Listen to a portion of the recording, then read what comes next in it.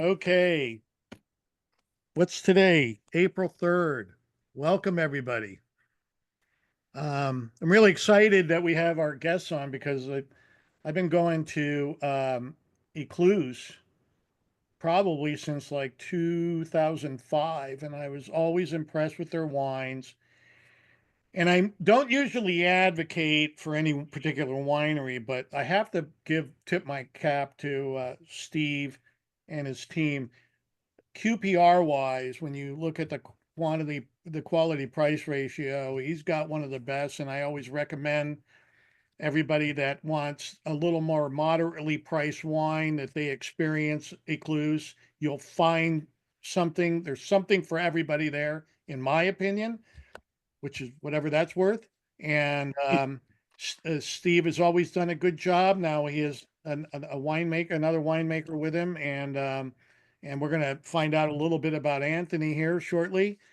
But I highly recommend that if you have friends, you should go there one time, and I'm sure Steve or Anthony or give you a barrel tasting and the things that they do Absolutely. really well there, and they're very dog friendly. And so I want to welcome Steve Lock and Anthony LaDuca.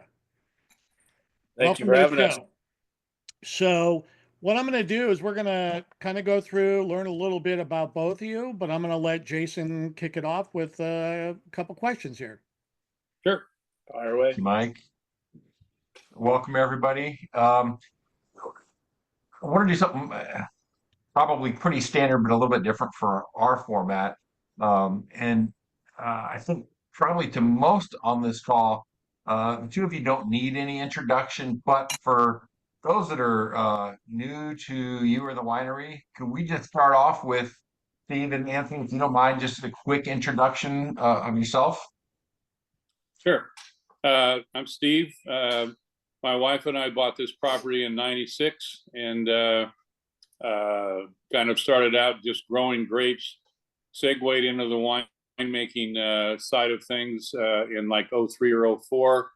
Anthony joined us in 2012, and he was a sophomore in the enology program at Cal Poly and has been with us ever since. And I spent maybe like a week after he graduated and he was coming on board full time. I spent a week working with him, and I said, "What am I doing down here? It's a waste of my time and his time." I went back to driving the tractor, and Anthony took over the winemaking program in like 15, 16.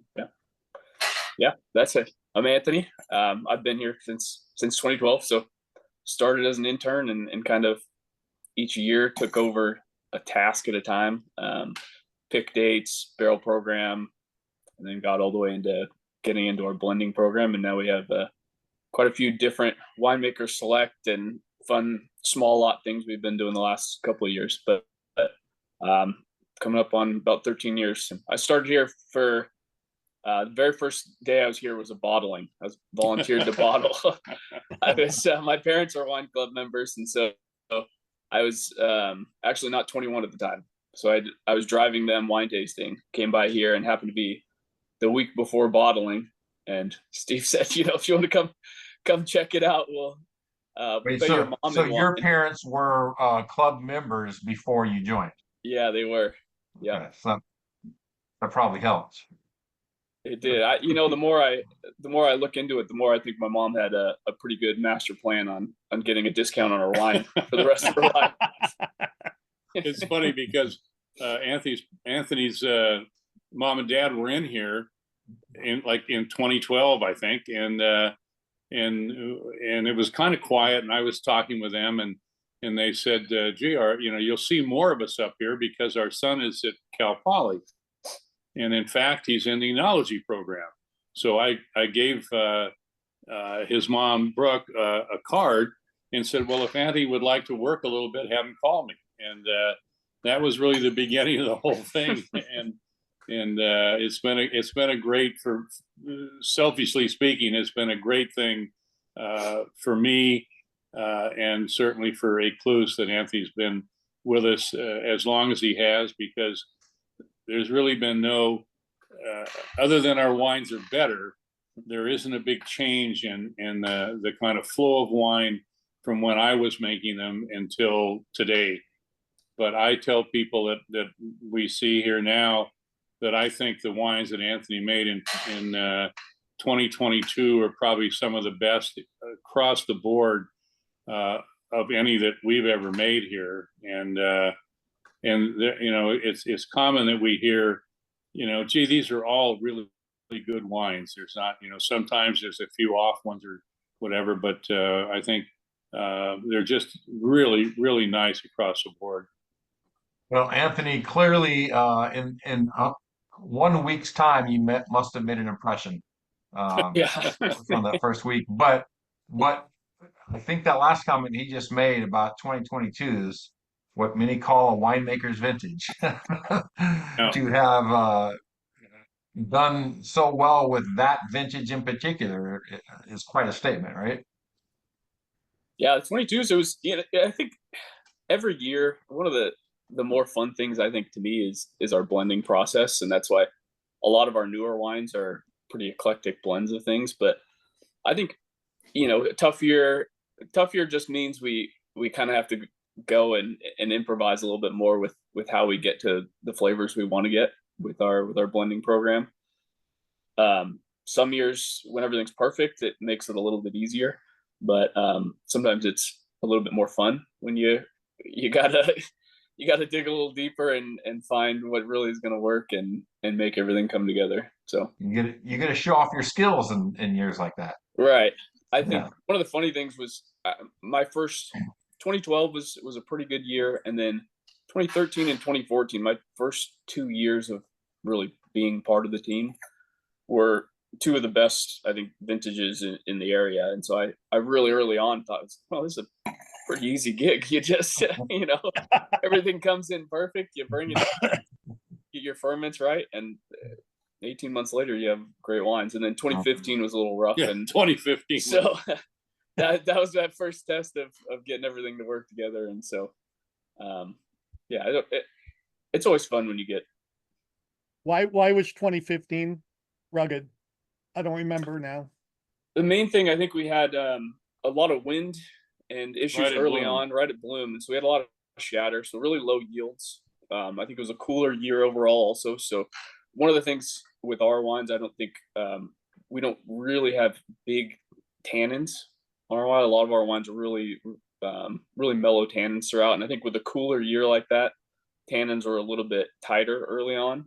And so it just, I think the vintage itself was just a little different than what we normally have to work with.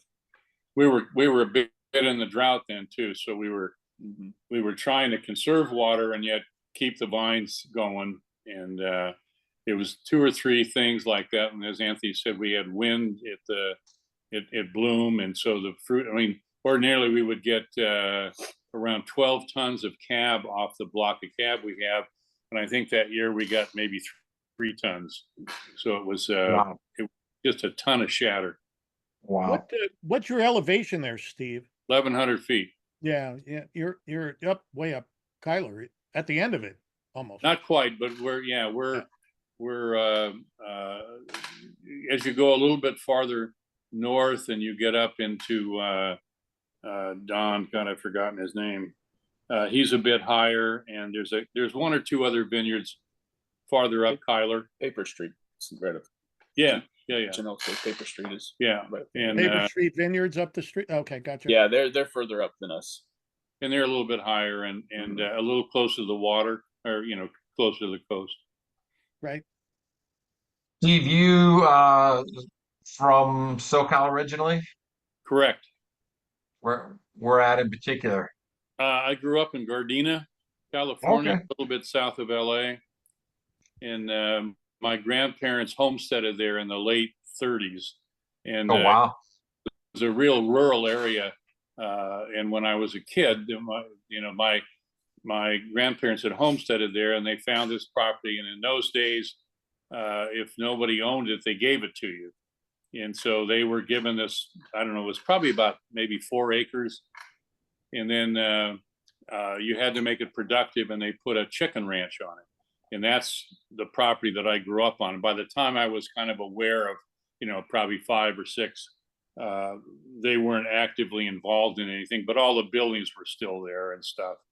And then I stayed down there through college and stayed down there until 1980. And where'd you go from there? My wife and I, Pam, grew up in Southern California as well. And in 1980, we just got tired of the traffic and congestion and everything in LA. And we moved up to Whidbey Island, up near just a little bit south of San Juan Islands in the Pacific Northwest. Started a couple of businesses up there. Fast forward till the early 90s, and we were trying to kind of get back to Southern California because Pam's parents lived in Encino in the valley. My mom and brother and his family were over in the San Joaquin Valley. But we learned quickly that we couldn't afford to buy anything down there. The home we had in Washington appreciated maybe 40 grand in 10 years. And the house that we had owned in Manhattan Beach had gone from 28,000 to like 400,000. So that wasn't going to happen. We were headed back to Washington. I had a friend living here at the time. He had a small business here, and he had bought what is now Brochelle. He owned that property, and I stayed and helped him plant. And I just got hooked on the whole deal. I just loved it. I met Art Norman, who had Norman Wines in those years. A couple of consultants who were here. Jim Smoot was one of them. And I just got taken by the whole thing and said to Pam, I said, we need to figure out how we can make a living doing this. And, I read some books, and I had an airplane in those days, and I could kind of commute back and forth from up there down here. And then we looked for property beginning in probably the middle 90s and found our current spot in 96 and bought it at that time. What kind of business were you doing before? When I got out of college, I worked for a corporation that did publish college textbooks. And I was an editor responsible for acquiring manuscripts written by college professors in business subjects, so accounting, marketing, management, finance, econ, those kinds of things. And I did that for probably 10 or 12 years. Then we left LA. When we got to Washington, we opened a sporting goods store up there that was not focused on outdoor sports. So it was hunting, fishing, camping, backpacking, that kind of thing. Built a building. Pardon me. And had that business for probably another 10 years. And then we started looking at stuff, and Pam had a couple of businesses, and we found this property and just fell in love with the area. And we met Gary Everly early on, and it was just it was like the friendliest place in the world, and it was just a real easy move to do. Looks like it largely still is. Steve, as one of its. I'm sorry, Mike. Go ahead. I'm sorry. No, I didn't mean to step over you. I just. No. I just I wanted feels like Steve, go ahead. Go ahead. Jeff, go ahead. That's the best part about Zoom. Right. I'm just gonna say, it feels like Paso is still one of the defining characteristics. Is still one of those very friendly places. Noticeably friendly places. No question about it. And even within the industry, I mean, people are always surprised. They've been up at Napa and they've heard stories of the politics of Napa and stuff. And down here, they're always surprised when you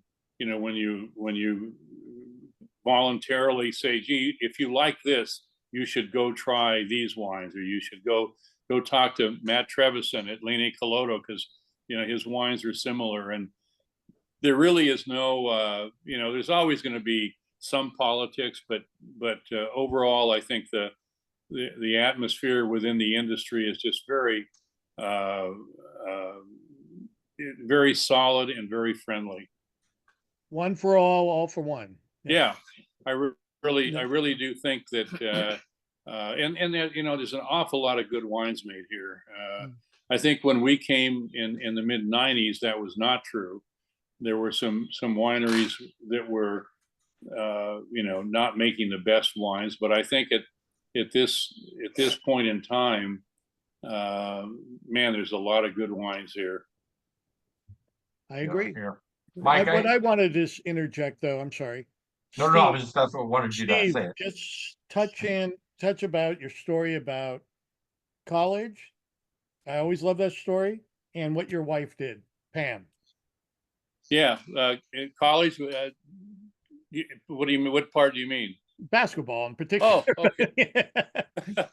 Yeah, I went to UCLA on a basketball and track scholarship, and it, you know, it's so different than today's world.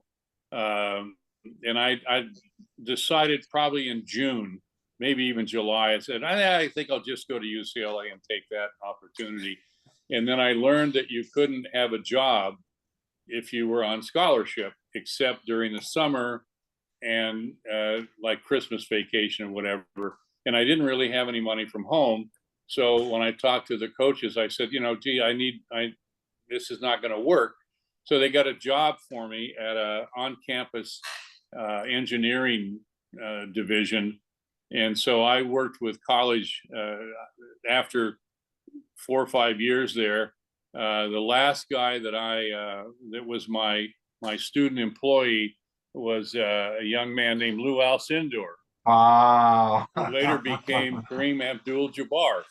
And he was the most pleasant and thoughtful guy. And it was just a great thing talking to him. And when I was there, I played with Gail Goodrich, who later played for the Lakers. And he's in our wine club, and he calls here periodically and checks in and gets wine and stuff. And Very cool. It was, you know, one of those things of being in school that what I look back on now is just a fabulous time to be at UCLA, to be in school in general in those years, and then to be at UCLA. And kind of early on, and after I had decided I was not a good corporate guy, and Pam had worked for the airlines, for Western Airlines in sales, and so she was in the corporate thing as well. And we decided we weren't really good at that, and we should just go off and find stuff that we like to do and whatever. And so Pam had a girlfriend that goes back to her high school days, I think, or maybe even earlier. And Pam had learned about this company that did the claw machines. And you pick up the animals and stuff. And she said, you know, arcade game. Yeah. And she said, I want to have maybe 4 of these machines, and that's all I want to do. And well, she had like 75 by the time she finished putting this thing together, and we had all these employees and stuff, but she did a great job with this whole thing. And you know, it funded a lot of this stuff that we got into with the winery. We sold that off, and it was, you know, it was a very successful business for us, and she was in charge of that, and did a great job with it. So I can't get too far away from this. Did you play with Lou? No, he came in '66, and I graduated in '65. In '66. Somebody's asking who your coach was, though. Well, it was a guy named John Wooden, but in reality, in those days, if you were a freshman, you played freshman basketball. So the freshman team played other freshman programs at like SC and Pepperdine and Loyola, and then junior colleges. And you couldn't play varsity till you were a sophomore. So I played the freshman year in '61, '62 was when I played with Gail Goodrich, and there were other guys, really good guys on that team, but we were undefeated that year. But Gail was the only guy that went on to play pro. And then in my sophomore year, I got hurt and had to drop out of school because of a neck injury. And then when I came back as a junior, that's when Walt Hazard was there, and Keith Erickson was there, and I was an okay player, but I was not the same caliber as those guys. And so I finished out my career there running track. And but the assistant coach, it's funny, you look at teams now, like with the NCAA tournament, there's, behind the bench, there's like 10 guys with their shirts on, and their assistant coaches and recruiting coaches and stuff. And in those days, John Wooden had one assistant named Jerry Norman, and he was also the head frosh coach. And he was here about a year ago. And Wow. Oh, wow. it was the coolest thing that he came in, and his daughter had set it up, and he's 90. Well, when he came in here, he was 95. So it was really something in that, when I was there, I was 19 and he was probably 31, and it was a player coach relationship. And then when he came here, I hadn't seen him in 60 years. He was 95 and I'm 80. Well, then I was 80. And it's a very different conversation at that point in your life than Wow. for a player coach. And it was just really neat to see him. Just to be, John Wooden, if I recall, because I followed UCLA basketball when I was younger, he had a rule: no freshmen on the varsity team. That was Well, you couldn't. You oh, couldn't. you couldn't. That was the rules then, right? It was the rule then. Now But it he doesn't was matter. the thing that was interesting. This is off the subject of wine, but when I was talking to Coach Norman when he was here a year or so ago, I said, how do you think you do coaching in today's environment? And he said, well, I can tell you that neither me or John Wooden would be coaching in this environment, because Coach Wooden was really a strict guy. And there was an occasion, you probably have heard this story, but Bill Walton, who passed away recently, came in at the end of summer, and he had long hair and a beard, and it's the first day of practice, and Coach Wooden called him over and said, Bill, this is not going to cut it. You can't have this kind of hair and a beard on the team. And Bill made this impassioned plea on, this is who I am, Coach, and I'll play so much better if I'm allowed to be myself, and with the beard and the hair and the whole thing. And Coach Wooden let him go on for a while, and then Bill stopped, and so Bill said, so I just need to be like this to play, Coach. And Coach Wooden said, well, Bill, we're going to miss you on the team this year. 20 minutes later, he was back with a haircut and no beard. Very funny.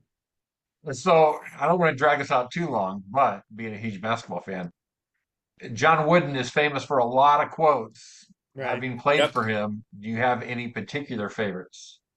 No, I mean, the thing, he was famous for the pyramid, which he designed, was in place when I was there. And the stories of him telling you how to put your socks on was true. I mean, he would oversee you putting your socks on, and one of the things that he always valued in a player was somebody who was quick. And one of his things was, be quick but don't be fast. And I remember be quick but never hurry is how I used to always quote. Yeah, I had it wrong. Yeah. Or when in doubt, shoot, but never be in doubt. Okay, Anthony, tell us your story about basketball. No. Yeah. Funny enough story, actually. It's not nearly to the caliber, but my favorite thing to tell is when I was really little, I played YMCA basketball, which is not quite the same as playing for Wooden. But I had a guy on my team. His dad was actually the coach, and his name is Joel Batonio. And so he's the starting left guard for the Cleveland Browns right now. He's a huge human being. But in middle school, when we played, I played center, and he was our point guard. So I was actually the big man. Last time I played basketball with this guy, I was the big man on our team. Now he's a Pro Bowl left to guard in the NFL. Wow. So I didn't know things that. change a little bit. Yeah. Well, That's great. Anthony, where are you from? I'm from Long Beach originally. Oh, Long Beach. Oh yeah. Yeah. LBC, yeah. SoCal as well. Yep. Yeah, actually not too And from Long Beach, straight up to Central Coast or anywhere in between? Yeah, Long Beach right to San Luis Obispo, and then San Luis Obispo to Paso, back to San Luis for a year, and then now Paso again. Got it. All right. So, your paths crossed in the wine business, but I'm curious independently, and Steve, we'll start with you. Was there a first wine that you tasted that really kind of gave you an aha moment about wine, that made you think differently about wine, that made you fall in love with wine? You know, when Pam and I were living in Southern California, there was a guy living down the block from us named Jerry Seps. And he was a professor of history at Cal State Dominguez Hills. And he was a wine freak. And he would do blind tastings maybe once a month. And we all got invited down there. And so I learned a lot. I mean, you know, relatively speaking, in those days, I learned a fair amount about wine from him. And he owns Storybook Wines up in Healdsburg. And his wine's been served at the White House, and he's gotten fabulous scores from Parker when he was involved in the stuff. And so I don't remember specifically those wines, but I'd always, one of the wines that I remember most was a French wine, and it was Chateauneuf du Pape. And I thought, God, I love that stuff. And I would buy that whenever I was out and could find it. And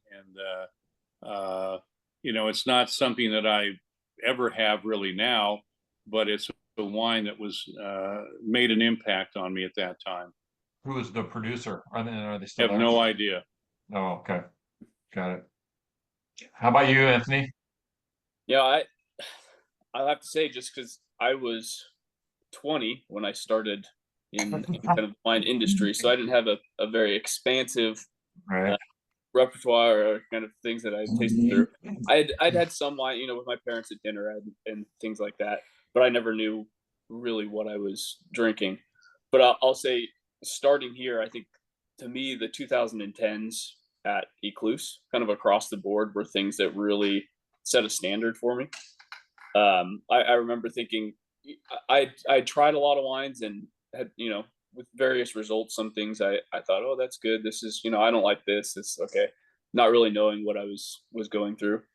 But then really, as soon as I was able to drink wine and I was here and tasting through kind of everything across the board, I remember just thinking, I was like, wow, I like all of this. This is really good. And it was one of the things that I think drove me to want to stay here and be part of things, because it was the first thing to me, that first time I really tasted wine and thought, like, wow, this is really good. So what inspired you to get into winemaking before really drinking wine? You know, it was kind of on a whim more than anything. I going through and applying to different Cal States and things.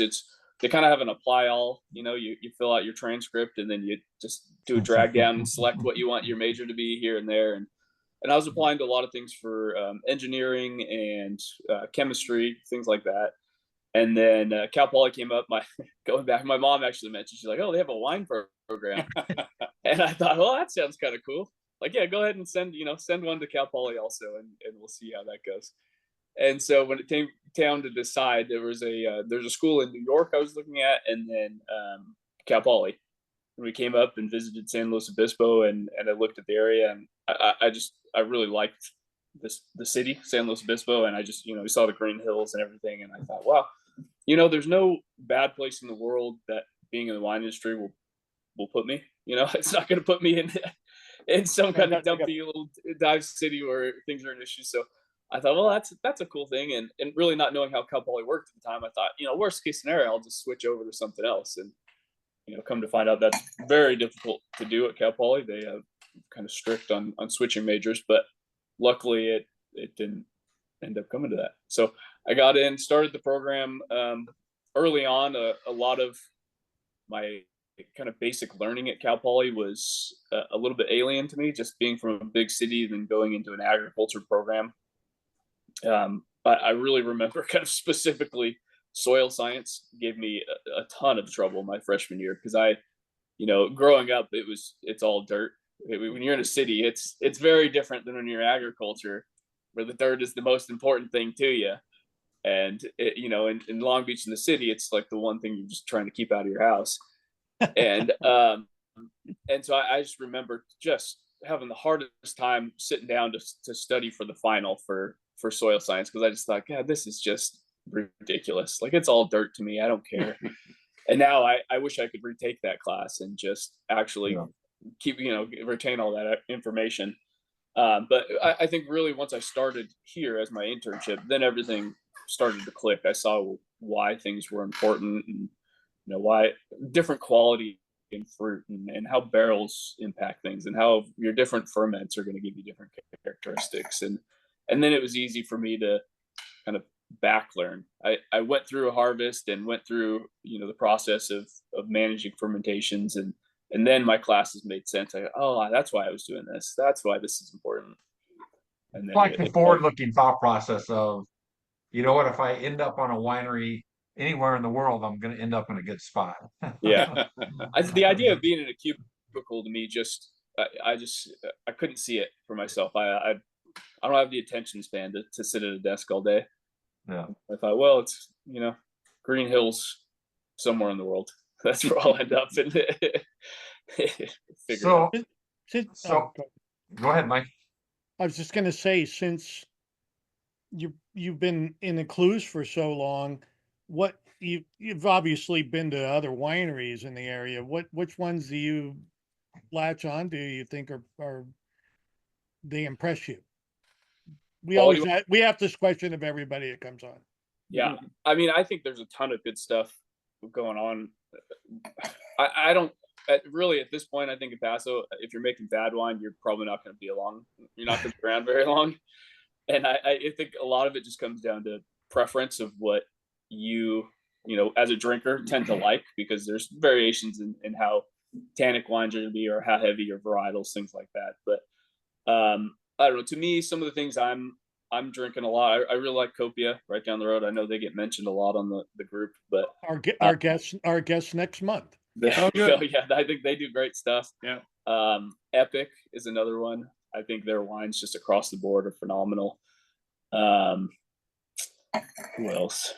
I always, when I get on the spot and I start thinking about these, I forget about them, and then as soon as it's out, I'm like, God, why did I mention? We don't want to put you on the spot. There's just so much good stuff out, but those are probably the first two that come to mind. We'll ask your boss the same question. Well, I'll add additional context to it for you, Steve. On your website, you mentioned that tasting the wines in the area, the top winemakers from the area that they were producing from Lock Vineyards, inspired you to start your own winemaking. Who were those winemakers? Well, when we started, we were just going to grow grapes and not make wine. Although I was curious about the process. So our first harvest was in 2000. And I made, as a home wine maker, I made, I think, 50 or 75 cases. And in those days, the very first days, we sold a lot of fruit to Santa Cruz. So we sold to Cinnabar, and we sold to Savannah Chanel and David Bruce. And then locally, we sold to Matt Trevisan. And then over the years, we sold to Chris Teege when he had, you guys would know, what was Chris's winery then? Anyway, Chris Teege and Mike Mooney bought fruit from us for Wild Chateau Margine. Brian Talley, Talley Vineyards. Brian Benson from Benson Cellars. We sold to Summerwood when Scott Hawley was the winemaker there. I know I'm missing some, but those were the major ones. And I always liked wines, and I used to go. I don't get out of here a lot as much now as I used to, but I've always liked Matt Trevison's wines and Janelle Ducey's wines. Ascension Ridge, we've liked. Kaliza, I've liked. Brecken. Thatcher makes some great wines. I mean, I kind of echo what Anthony says. There's so many good wines around here, and it's really unusual if I go out that the wines are not really pretty well done. I mean, it's not like you're going to go out. I don't want to mention the name, but when the first year that I was here, not far from where we are, a winery that was at the time out on Vineyard and 46 West. I went out there and my brother and I went out there and tasted. In those days, there were no tasting fees, but we would always buy a bottle of wine and kind of say, gee, these are nice. And we were in this winery, and there was not one wine on the list that was really drinkable. And those days are really gone now. I mean, it's a lot of good wines out there. Well, Anthony, to rewind, if there wasn't so much a wine that triggered you, what non-wine adult beverage do you prefer, or is your go-to today?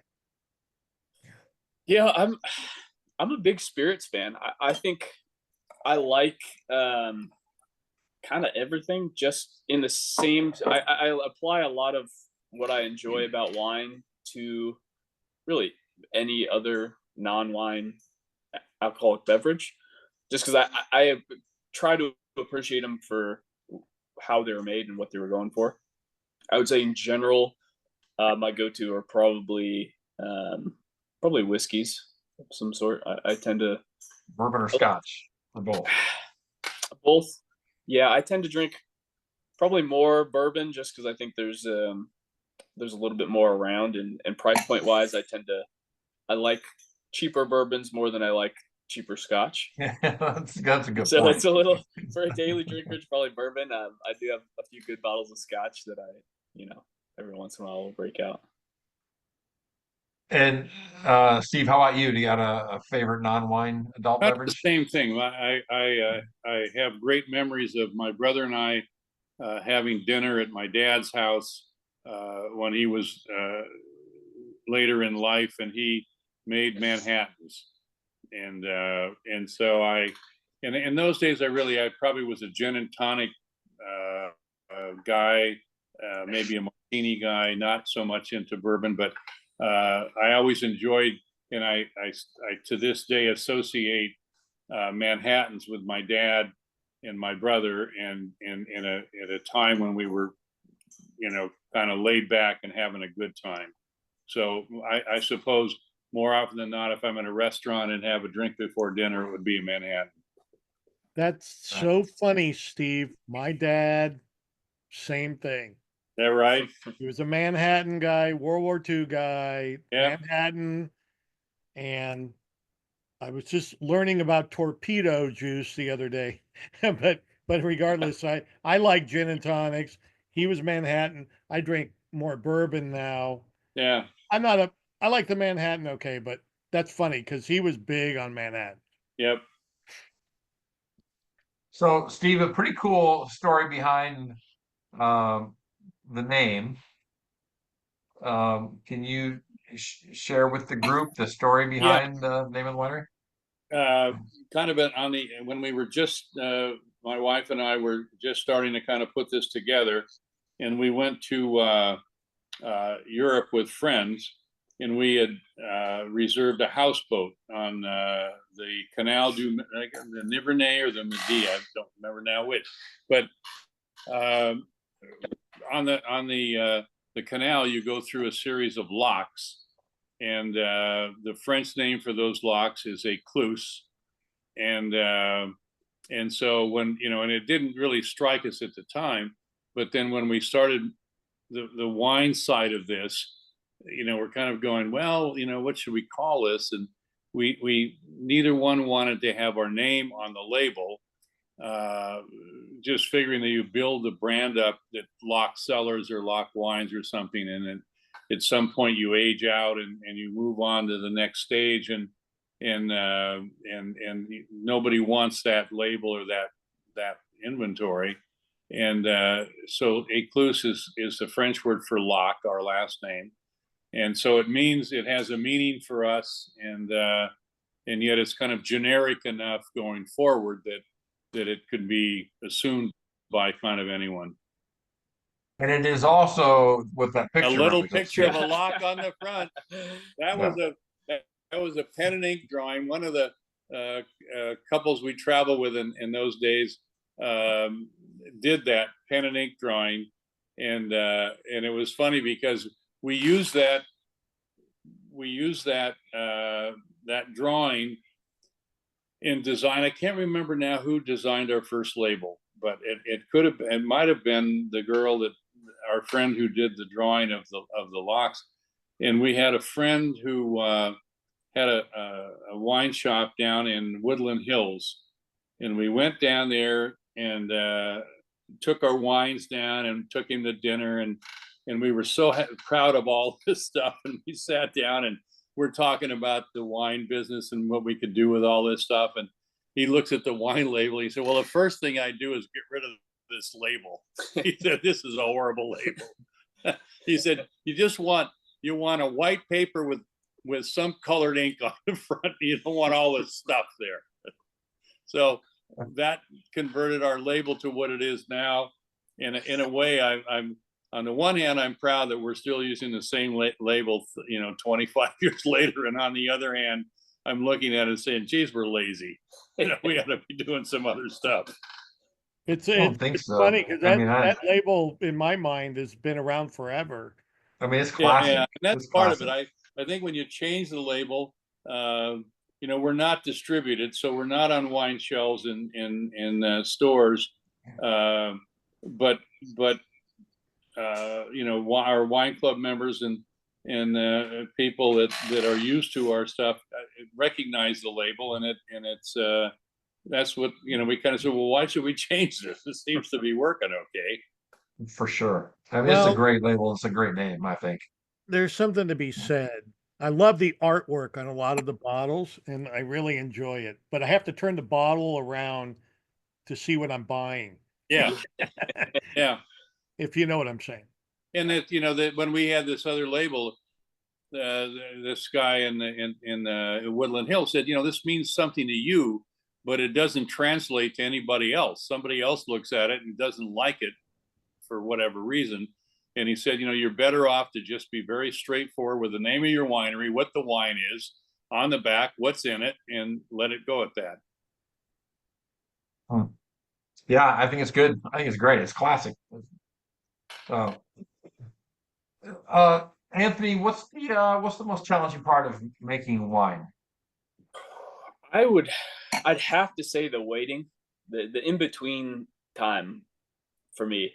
I think the first thing, harvest comes in, you get all the fruit, and there's the hustle and bustle, and it's definitely the most work at that time when fruit is actively coming in, and you have all your ferments, your manual. Physically, it's the most labor intensive time and probably the hardest work.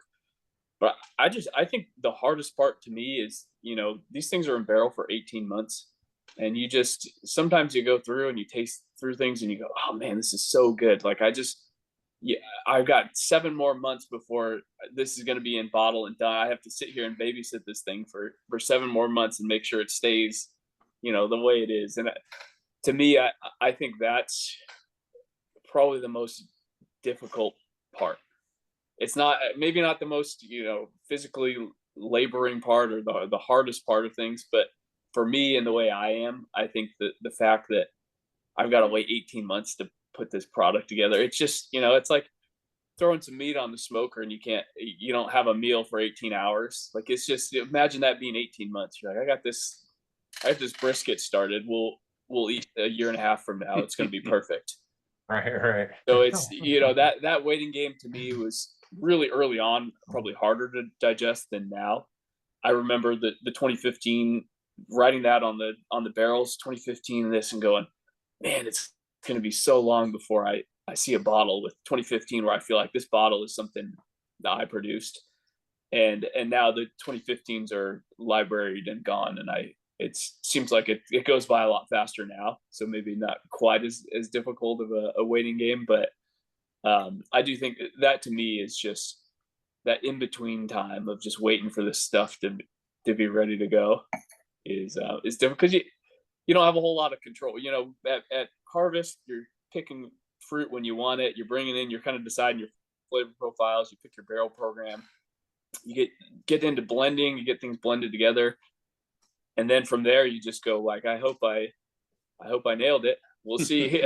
That's You know. exactly what I wanted to ask you about, because Steve mentioned early on about how masterfully you crafted the 22s, and uh, tell us about the journey of learning how to blend from that first blend to, you know, when you put it to bed and then you finally try it later, and then what you learn from that, and then how that evolves over the years to where you're making these 22s now so perfectly. Yeah, I think I I don't want to say it's trial and error, but I think there's a lot of just kind of constantly fine tuning and adjustments, and I think to me one of the most important thing is having a good relationship with a lot of our coopers and the barrel reps, and tasting through barrels constantly. Really, usually February, March is when I get the barrel orders put together. So I have a lot of reps, and we taste through all of, each rep. I taste through all of our wine in their barrels, and we say, okay, I think this toast is working really well for this particular varietal. And sometimes I'll say, man, I'm looking to fill this kind of gap in our Syrah. Maybe I've got, I'd like something that gives me a little bit more volume. And they'll recommend whatever, and I'll trial that. And if it really works, it becomes kind of a staple in the program. So I think there's just a lot of kind of fine tuning and tweaking every year. And then when you do have a difficult year, when I have a good understanding of what my barrels and to some extent what the yeast and our ferments are doing, then I'm able to kind of pivot a little bit to not necessarily change anything dramatically, but just to adjust what a year gives me to be more in line with what our normal flavor profile is, if that makes sense.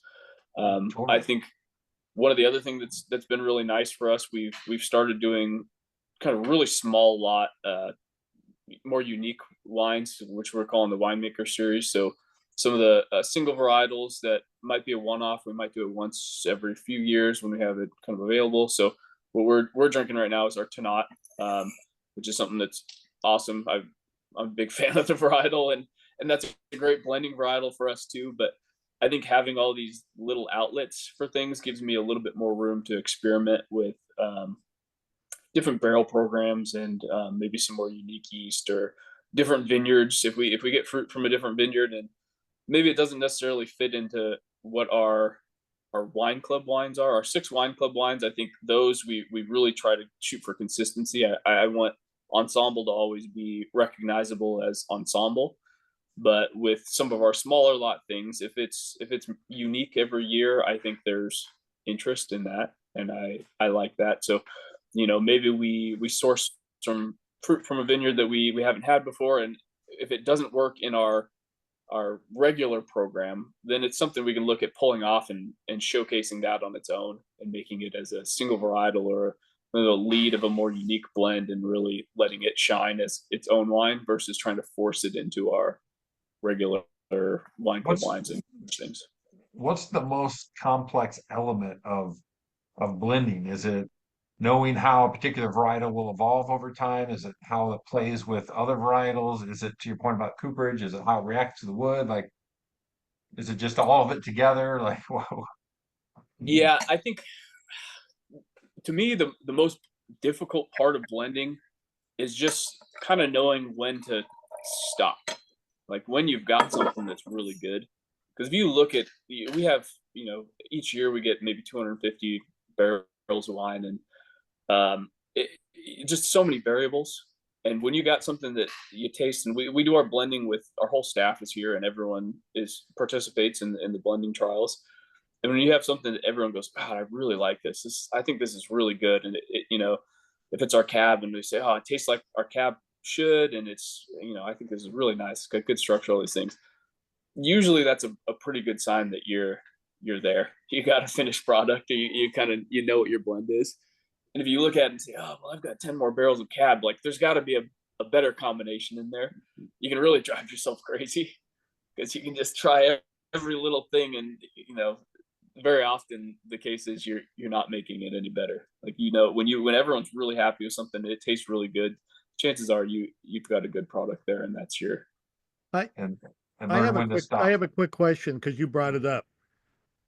Explain to me, or us collectively here, what tasting through a barrel looks like through barrels.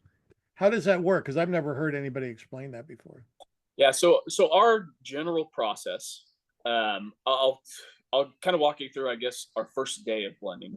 We always start with our reserve cab, because it is, if we do it in a particular year, it's our favorite barrels of cab. We'll do our reserve cab, and then our ensemble. So we try and do all our Bordeaux's on the first day, we'll say. I'll pull a sample, a little split bottle, a 375 milliliter of every barrel of Bordeaux I have for that vintage. So it'll be all of our Merlots, all of our cab, all the Petit Bordeaux, all the Malbec, and all the Cab Franc if we have it that year. We'll line them all up. Usually it's somewhere between 60 and maybe 70 barrels.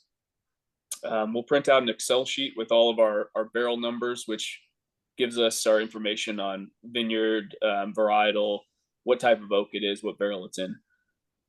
Everyone will have their little printout, and you go through and we'll pour a glass of each one and have it in front of the sample bottle. Taste through every single glass individually. Everyone has their own little rating system, however they want to score the wines or mark them as good or bad, or however they want to do them. My system, I try and keep it very simple. I do nose, palate, and finish, and I do a plus, a minus, or a slash. And if I really like a certain aspect, I put a plus mark. If I'm indifferent about it, I don't think it's the driving point of the wine, I put a slash. And if there's something I don't like, I put a minus. So a perfect barrel for me would be a plus, plus, plus. If I didn't care for the nose, but it's really nice on the palate, really nice finish, it'd be a slash, plus, plus. So very simple for me, so I can look through it. Everyone will have all their scores for each individual barrel.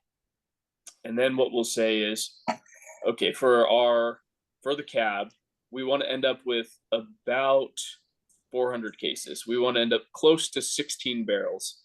So I'll look through and try and get an average of these pluses so that all aspects are positive. So maybe we'll start with a base of 10 barrels and say these 10 barrels, we'll put them together. We'll pull 10 milliliters and make a glass. So just a real small trial blend. We'll try it and say, okay, this is really nice. I think it needs more, maybe a little bit more oak to it. I'd like a little bit more fruit on the palate. And maybe the finish was a little lacking also. So let's look at adding a barrel that had really good fruit to it and a little bit more structure on the back end. So we'll take this barrel and add it into the other 10. So we take one out. Yeah, it's kind of depending. Yeah.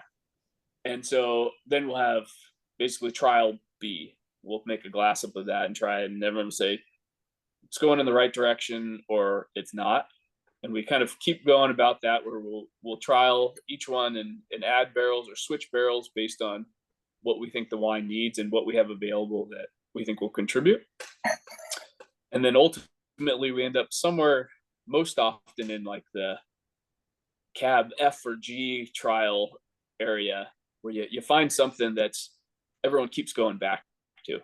We'll get there, maybe everyone really liked cab E and we go to F and G and H and everyone goes, I think E was still my favorite. And you keep kind of going, no matter what you do, it's like that is your finish point. And that's kind of going back to what I was saying, where you find something you really like and it tends to be the right answer to go with that one. But that's it. So eventually what we do is all of our wines that way. As we make we pick those 16 barrels for cab. We remove those, then we go into the ensemble, put together our Bordeaux blend, and then those are removed from blending. Then we move on to the next wines the next day until everything is made up. I could also add that on occasion I'll come down from having spent my entire day beating myself up in the tractor, and I'll come in the office and it's like 2 o'clock and Anthony and Kelly are in there drinking wine. And I'm going, hey guys, it's like 2 o'clock. We're working, Steve. We're doing a new blend.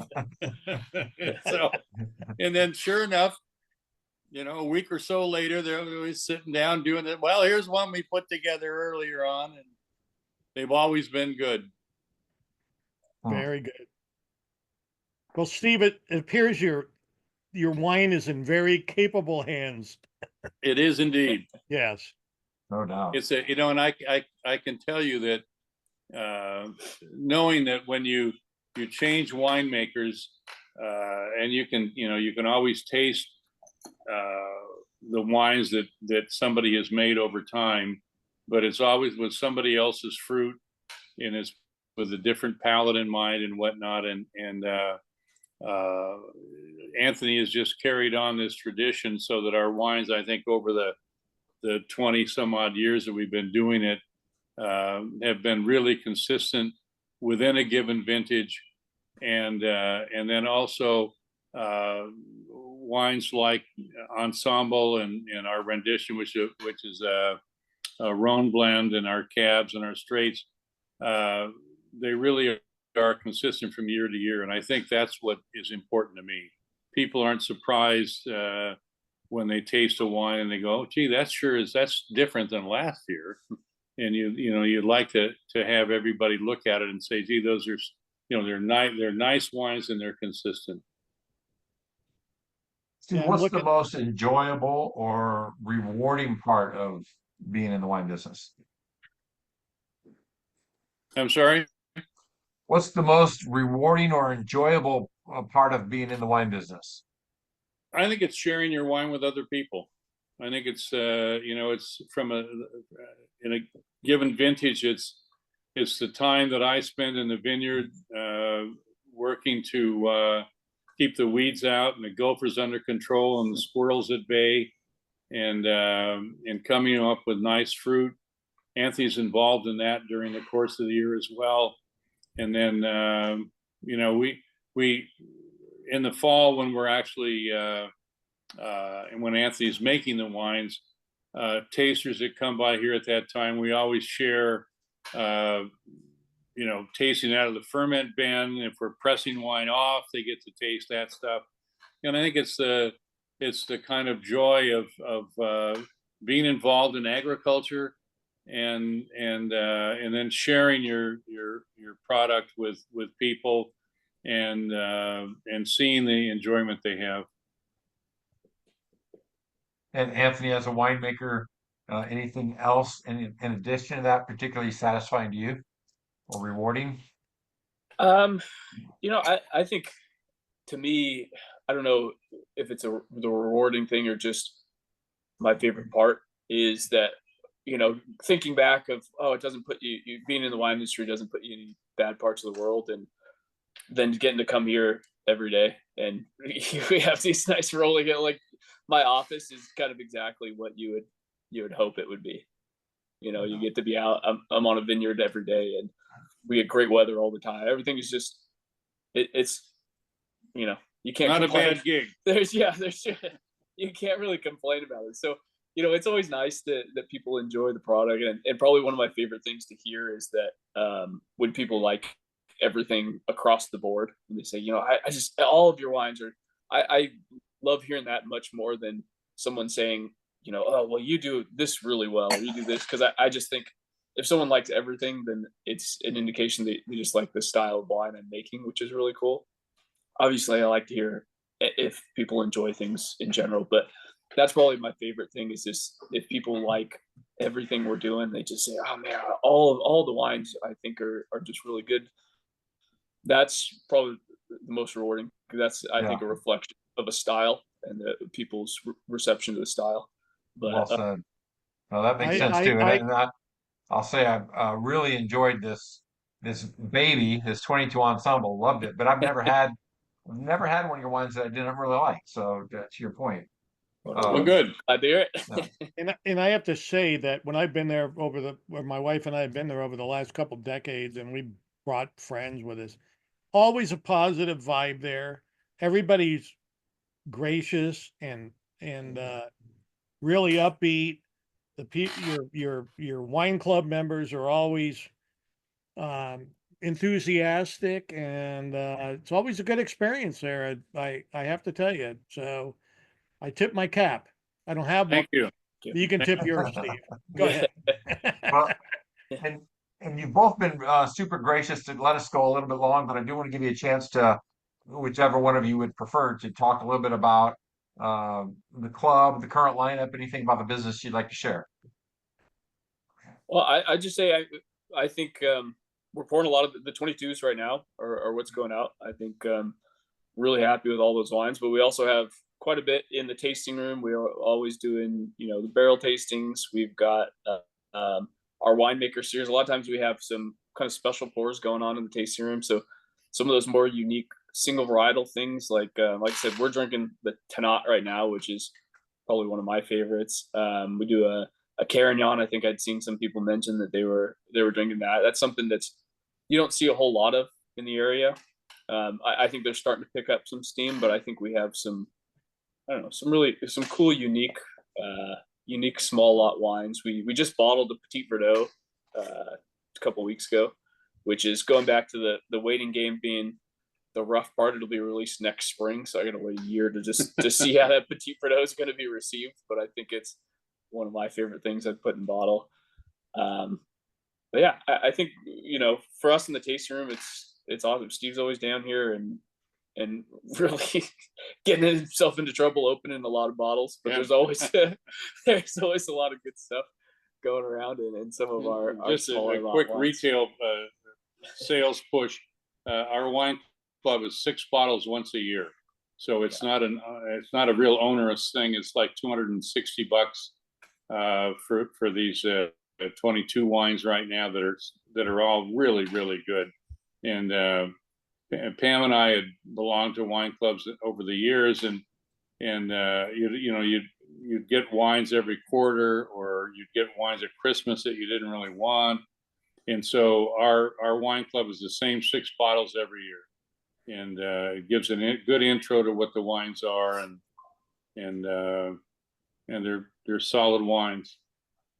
Doesn't beat up the pocketbook. Yeah. It doesn't beat up the pocketbook. That's right. We have and to you get a discount package on your club. Not every club does that anymore. I'm sorry? And you get a discount on your club. Not every club does that anymore. No, I realize that. I think that the industry in general is doing a disservice to itself, in that Gen Z kids are not drinking a lot of wine. Yeah, They're either not drinking, or they're drinking seltzers and cocktails and beer. And I think that if you're going to charge $50-$60 tasting fees, and your wines are super expensive, you're not going to attract a lot of young people. And we'd like to attract young people, and we've had some great. I have had some great discussions with 20, 22, 23-year-olds of what do you drink with your meals, and you really ought to be drinking wine, because it's better than drinking gin and tonics with your meal, or scotches, or whatever. Right. So we've tried to, as Mike mentioned earlier, we've really tried to keep our wines at a price point relative to the quality that's workable. And how is El Tempo not a Tempranillo? Just out of curiosity. It was a Oh, yeah. So the very first one we did in 2013, it was a Tempranillo based blend. Good one. One of the things we ran into that it was very hard early on. It was very hard for us to get new labels, get things approved, get it passed on. And so we got that name in 2013 when we did a Tempranillo blend, which is kind of its own whole story. But then we, what we were actually trying to do is make a a wine from things we had left, and we wanted to do an Ecluse wine that would be a little bit more moderately priced, and we trying to get into a bunch of restaurants in town. And we put together, we'd always wanted to do Cab Syrah blend, and we had some Cab Syrah and some other things left, and we put it together in 2017 was the first of the kind of the new blend of El Tempo. And we put it together, and we're like, God, this might be one of the best wines we put together this year. This isn't going to work for what we wanted, but it's going to be great as a wine kind of long term for us. So it had morphed into becoming a Cab Syrah based blend. And there's really something special about Cab Syrah blends in Paso. I mean, some of the flagship blends throughout the region are that blend. We got the Tempranillo we came by through Judy Starr at her vineyard out on the west side, and it kind of got lost in our process, and I had made it, and it was before Anthony came, and I had made it and didn't know what yeast to use or what barrels to use or whatever, and whenever I tried it, it was just not very good, and it got stuck away someplace, and it got taken care of each year. And Anthony came in one day when he was with us. I think it was when you were 2015, or we had pulled it we tried to make it work, I think, a couple of times. Yeah. We'd pulled it to blend it, and it just didn't wasn't work coming along. And we tried to put it in the blind dog, and it didn't work. And when Anthony came in and said, God, that Tempranillo is really tasting good. And so we ended up blending with Merlot, didn't we? It was Petite Syrah and Morbid. Okay. We had that Petite Syrah from Jerry that we got for free. And it was so I called Judy Starr back, because I'd had this fruit for probably 3 or 4 years. I called Judy Starr back. I said, Judy, I want to get on the list for that Tempranillo. And Judy said, Steve, no one ever liked that fruit. And so I tore that block of fruit out and planted something else in it. So we've not had Tempranillo in it since then. That's funny. That's a great story. I do want to add something on. You were talking about the wine club, and one thing that's always impressed me, getting older, don't care to sit on bottles that long anymore. Right. You always had library wine. Always. Yep. I love the Halloween, what was it called? The mystery box. The mystery box. Oh, that's probably where that 17 came from. Probably so. And Kelly, our general manager, is responsible for putting those together. I love that. And she plans way ahead. And we have wine in there. We have boxes in there with skull and crossbones on the boxes. Don't touch this. So when I go in there and try to grab something, I look at that and go, I can't do it. But she does such a great job of putting those together, and they're always really interesting combinations of our older wines. So since we're running, I'm sorry, Jason, go ahead. No, you're probably going to say what I was going to say, so go ahead. In the sake of we're running a little bit overtime, that's about you. But for our people that are participating here, we're going to open it up for questions. So if anybody's got a question, raise your hand and I'll call you. Dimitro, go ahead. Hi, Steve. Hey, Dimitro, how are you? Good. I'm actually now in New York, sitting in my hotel for business. Club member for like other people for more than 10 years. Long time. Quite some time. And I've seen some question about aging your wines. I had just last year, probably like 4 or 5 months ago, the Ensemble 2010 that was drinking beautifully. Yeah. So my question is, as a professional marketer, is one thing that you're really known for is the barrel samples. Mm-hmm. Nobody else does it like you. So question is how you came with this idea, okay, let's give people barrel samples. Well, I'll say from a winemaking standpoint, the reason most people don't do it is because it makes it very difficult to keep those barrels. You're constantly exposing them to oxygen and things. So right. So that's why a lot of people don't do it. And most people aren't in the room with their barrels. So I think when they offer that, it's usually as a special pricing that, you know, you pay extra to do it, but I don't think that's just not the way we function here. I don't think Steve. Yeah, we try there's no- to, you know, it goes back a bit to Jason's point of saying, I mean, you know, we enjoy sharing this stuff with people, and there's really nothing better than sharing a barrel sample with somebody who's never done that before, and you know, on the one hand, it's a great, it's a plus for us to be able to do it, but we do have to be careful that we don't blow up that barrel of wine, because it's you know, the bung is off the whole day.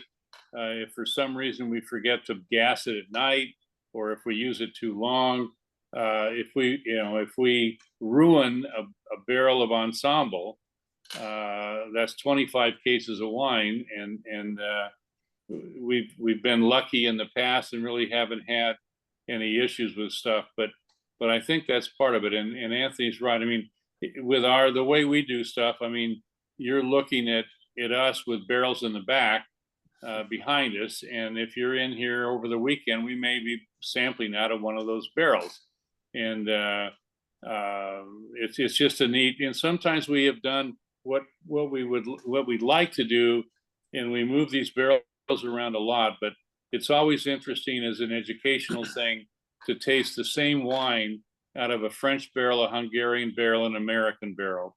And so we try to do that periodically, and until people actually do that, they really don't understand the impact of the barrel on a wine.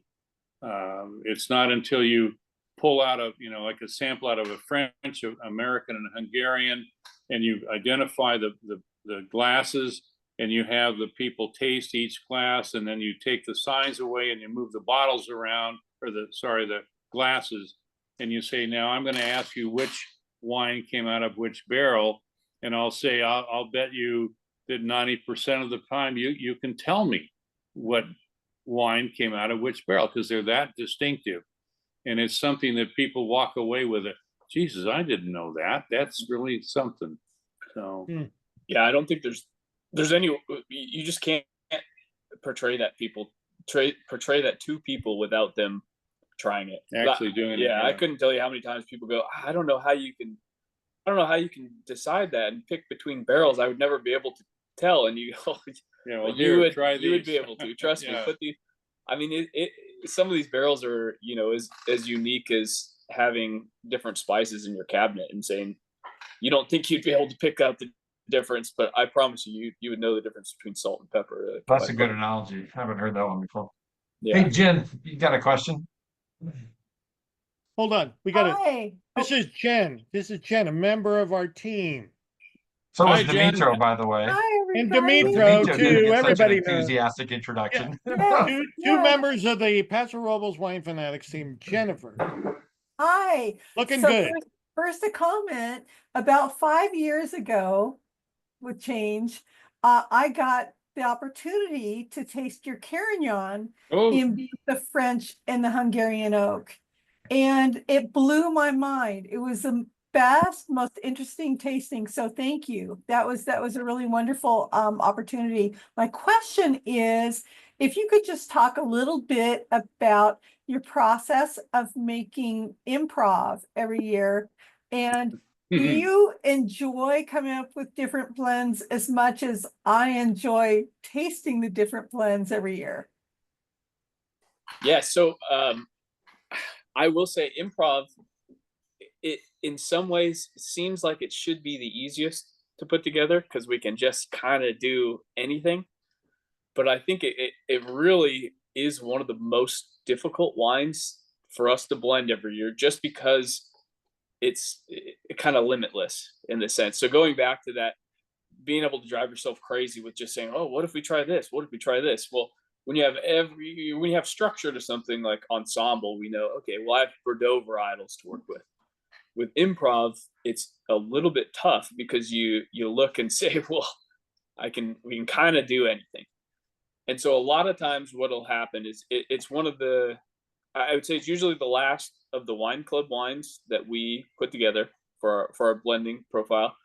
And usually as we go through each other day, we'll find things that tend to kind of stand out and show as something we can use as a base for the improv. So we'll go through cab and say, man, we have a lot of really good cab. We're not going to need all of it. I think we're going to have some extra barrels of cab. Let's start with that for our base for improv this year. Or Zinfandel a lot of times is what ends up being kind of the base, Zinfandel and Merlot. And so we'll go through and say, okay, these are a couple barrels of Zinfandel I really liked, and we're able to make Zin work without these barrels in it. So let's save those. We're going to use that for improv and kind of form a base. And then we'll circle back and look at everything else we have available. And improv, even though the percentages are always very different, I think we want the wine to still be in the same ballpark every year. We don't want it to be the heaviest, most tannic wine we make one year and then be the lightest, leanest, really acidity driven wine the next year. So we do shoot for kind of having it, I would say, in the same area in our tasting lineup every year. We always want it to be on the earlier side, a little bit more fruit forward, a little bit more easier drinking as far as tannin structure goes compared to some of our heavier reds. But it is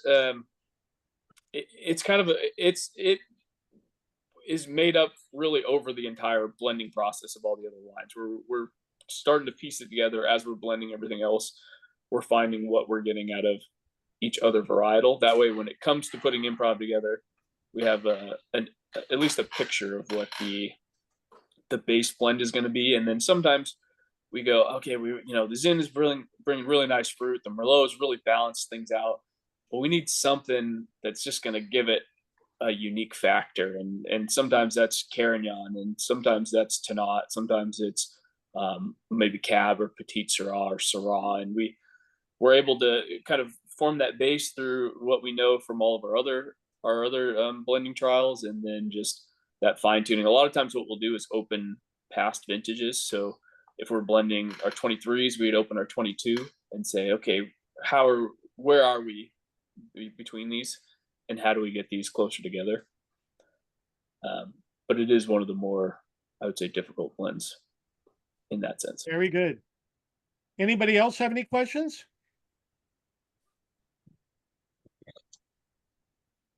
Laura?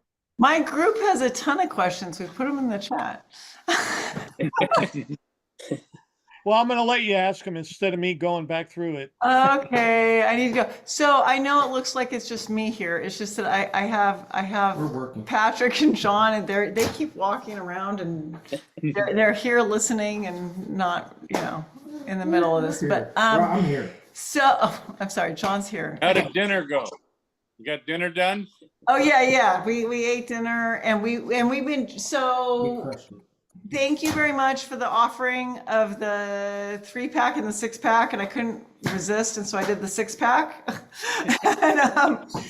and we opened 2 bottles tonight, and Corrivan others, and so we've been Good. Some of our stuff. I think the Insider and the Carignan are our favorites out of what we've been tasting tonight, and.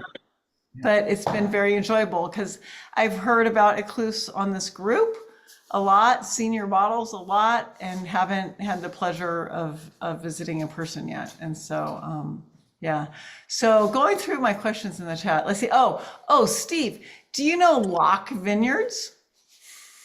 We are Lock Vineyard. Is there another one? So Lock with an E on the end. It's in Murphy's. So I've not been there, but I remember seeing it. Yeah. So I will say it's worth going to. Good. I'll write that down. Okay, worth going to. My other questions. So Anthony, I was listening to you talk about winemaking and how impatient you are with it. So it made me ask, do you also brew beer? I do not. No, I've watched people do it. I haven't quite made the leap into getting the equipment. I'm a little bit worried about going down that rabbit hole, just because knowing the way I am, I'm going to overdo it and end up with too much beer around and just sitting in my garage and all the unnecessary equipment, because I'll have to get all the top end stuff and really do it right. And I think I'll just end up spending way too much time in it.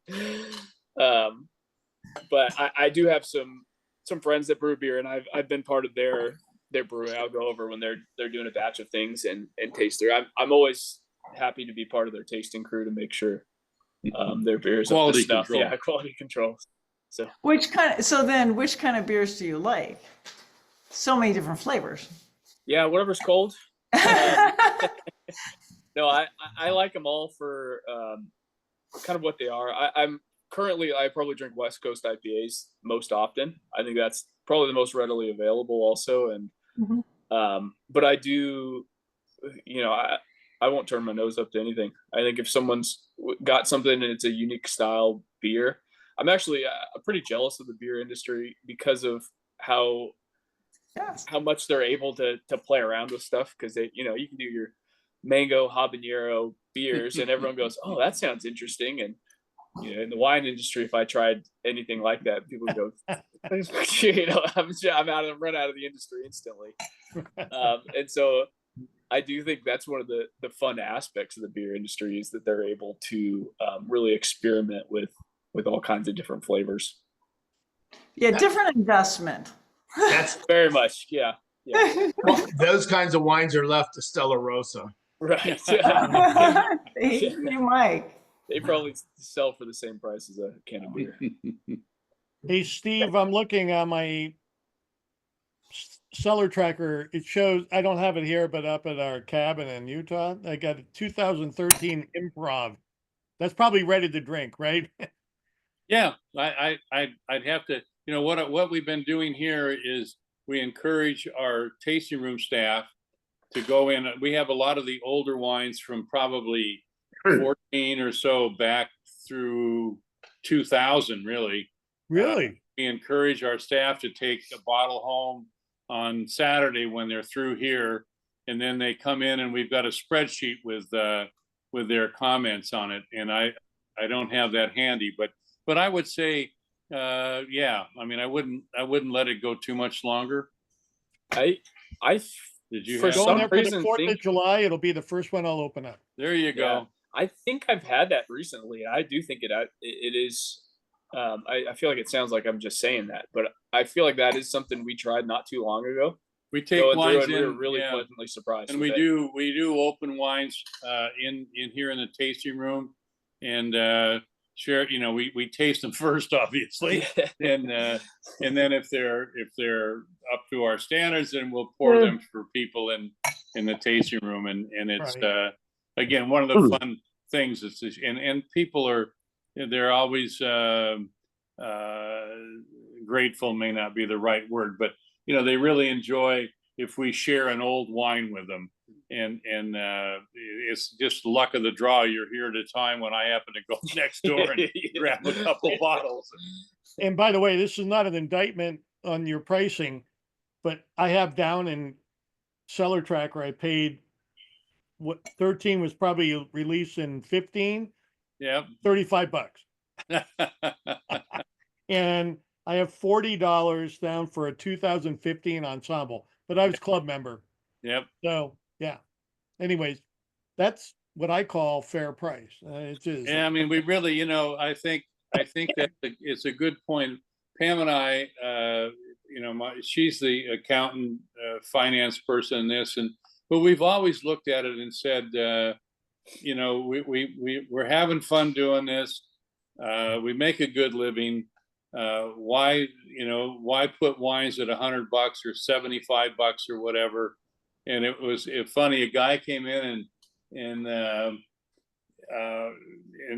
in 2010, I made an 08. It was the 08 cab that I'd made, and it was selected by the Chronicle as the sweepstakes winner. So it was the best red wine entered. And well respected. We shared it with Sherm Thatcher with a Zin that he had, and we didn't change the price. We just left it at what it was. And somebody came in and said, I tell you what I would have done. He said, I'd have put a barrel by the front door, put a bottle of that there, of the 08 cab, and said, last bottle, $150. And then he said, when you sell that, bring the next one out, and just hope that the person who bought that one doesn't come back soon. And you make a little more money off of them.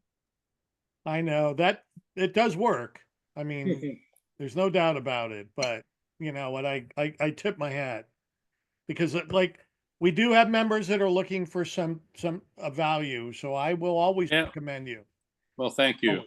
And there's other wineries I would do the same thing. Sure, absolutely. So anybody else have any questions?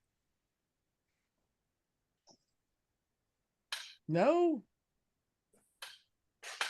Mike, I don't have so much as a question as just a comment and I put this in the chat, but we were there in November of last year, and we happened to go to Loma Seca first, and it was a Steve and Pam were the owners pouring, and then we had Ecluse was the next one on our reservations, and we stopped in and got some, and there was a tasting staff, but Steve happened to be walking around that day. He stopped by, spent a good amount of time with us as the owner of the winery, instead of just walking into some of these wineries where you get a tasting staff person. And that was very nice. And my 91-year-old mother-in-law was with us, and they made sure she had a chair to sit in, even though most of the tasting room was kind of stand up around the barrel tables. It was a great experience. We had a wonderful time. And we mentioned to Steve that we'd like to not, they weren't pouring it that day. He went and got a bottle and opened it. Ended up buying Tanat. It was a 21 Tanat, and it was fantastic. I get a lot of flack from our general manager. She'll check the bottles at the end of the weekend and go, what are these Tanat bottles doing? Yeah. But I said, I have clout. I sleep with the accountant, so it's all good. Yeah. No, we had a wonderful experience and beautiful. I mean, if you haven't been, it's definitely one you should go check out. Thanks so much. Thank you. I personally will say that we were up there with another couple. We all had our dogs in October, and Steve and Pam were fantastic hosts, and we had a really good time, and our friends had not been there. I usually take people that we meet, and we take them to places they haven't been to before. It's and so they really loved it, and we had a really good time. So anybody else have a comment or a question? Just that thorough with our answers. By the way, I got a shout out to Carlos Chavez here, new friend of mine. Thanks for joining us, Carlos. And well, thanks for this opportunity to chat with you folks and kind of give you a little insight on our winery. We're really happy with the wines that Anthony's been making for us over the years, and they're really good wines. I didn't know how far back Anthony's involvement in your winemaking had been. I didn't know. I only knew you. So I'm enlightened. It was a happy day when I said to Anthony, "You're the winemaker, man. Do your thing." Yeah. Well, when did that handoff actually happen? What year was that? 15. Oh yeah, 15. Yeah. I think officially it was there's a lot of gray area. I feel like I was the assistant winemaker for a while, and it was kind of that's nice of you to say. There was a transition. He's working for a that means you were doing you were doing the heavy lifting, and it was got it. It was good. This may have been a faulty memory or an urban legend in my mind, but